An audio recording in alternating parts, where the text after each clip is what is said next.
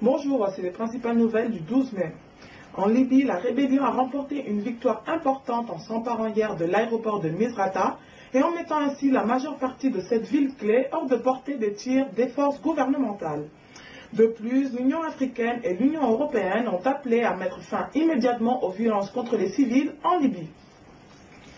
En Côte d'Ivoire, une mission de l'ONU a rencontré hier à Abidjan le président ivoirien Alassane Ouattara pour discuter des priorités pour son pays après 5 mois de crise post-électorale et 2 semaines de guerre qui ont mis en lambeaux le tissu économique et social de la Côte d'Ivoire. Au Congo, 5,8 milliards de francs CFA seront consacrés à la construction d'un marché moderne à Brazzaville.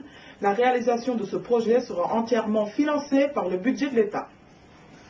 En RDC, la mission des Nations Unies pour la stabilité dans le pays compte envoyer une équipe pour évaluer la situation sécuritaire dans la province du Bas-Congo, marquée par la présence des forces armées angolaises. En Tunisie, l'enquête sur les biens détenus en France par l'entourage de l'ancien président Ben Ali, ouverte fin janvier, a franchi un cap symbolique avec la saisie de 12 comptes appartenant à ses proches. En Égypte, le Premier ministre Essam Charaf a décidé de former un comité juridique national pour faire face à la sédition sectaire et à la tension entre les musulmans et les coptes.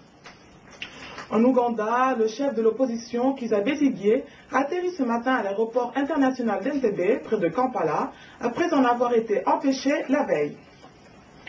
Au Niger, Niamey enregistre depuis des semaines de longues coupures d'électricité, du délastage, pouvant durer jusqu'à 24 heures d'affilée.